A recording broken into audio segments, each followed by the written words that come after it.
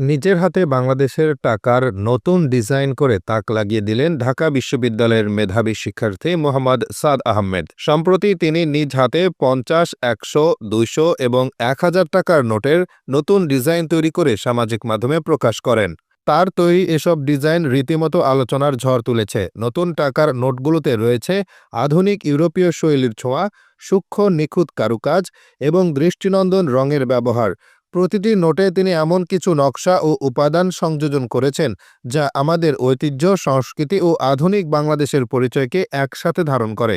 নোটগুলো দেখতে এতটাই নান্দনিক যে অনেকেই প্রথম দেখাতেই মুগ্ধ হয়ে গেছেন। এই শিক্ষার্থীর সৃজনশীলতা প্রমাণ করে আমাদের দেশের তরুণ প্রজন্ম শুধু মেধাবী নয়, বরং শিল্প ও ডিজাইনের ক্ষেত্রেও আন্তর্জাতিক মানের কাজ করার সক্ষমতা রাখে।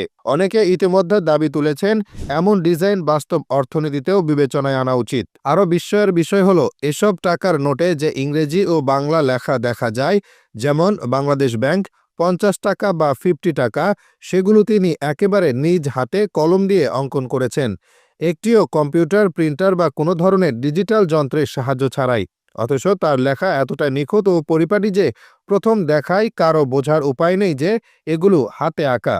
দেখলে মনে হয় যেন কোনো আধুনিক প্রিন্টিং মেশিন দিয়ে ছাপানো হয়েছে। এই দক্ষতা ও ধৈর্য সত্যি অবাক করার মতো। প্রতিটি লাইন, প্রতিটি অক্ষর এমনভাবে লেখা হয়েছে যে তা পেশাদার গ্রাফিক্স ডিজাইনারদের কাজকেও টেক্কা দিতে পারে।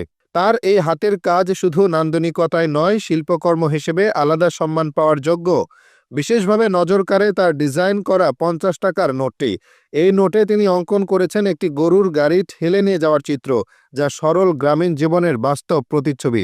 দৃশ্যটিতে যেন আমাদের মাটি ও মানুষের গল্প জীবন্ত হয়ে উঠেছে। চমকপ্রদ বিষয় হলো এই চিত্রের নিচে তিনি শিল্পাচার্য জয়নুল আবেদিনের প্রতি শ্রদ্ধা জানিয়ে লিখেছেন, সংগ্রাম জয়নুল আবেদিন। এতে বোঝা যায় তিনি শুধু সৌন্দর্য চর্চায় থেমে থাকেননি, বরং বাংলাদেশের শিল্প ও ইতিহাসকে সম্মানের সঙ্গে তুলে ধরেছেন তার ডিজাইনে।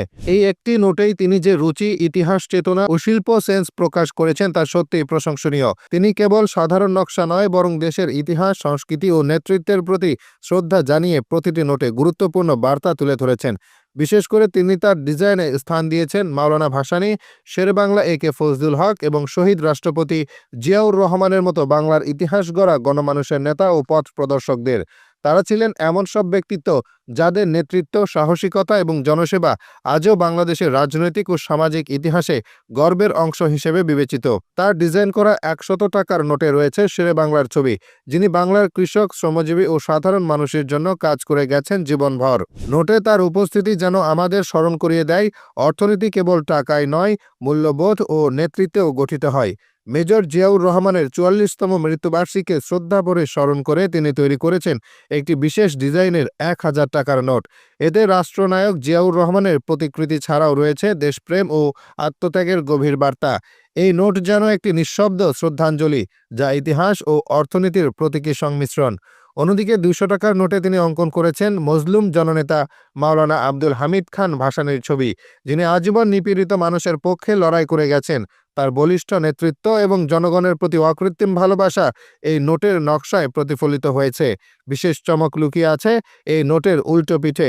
সেখানে শিক্ষার্থীটি এঁকেছেন জুলাই বিপ্লবের গ্রাফিতি, একটি প্রতীকী চিত্র যা গণজাগরণ, প্রতিবাদ এবং রাজনৈতিক পরিবর্তনের চেতনা বহন করে। গ্রাফিতির মাধ্যমে তিনি যেন বলেছেন, টাকা কেবল লেনদেনের মাধ্যম নয়, এটি ইতিহাস বহনের এক জীবন্ত ক্যানভাস।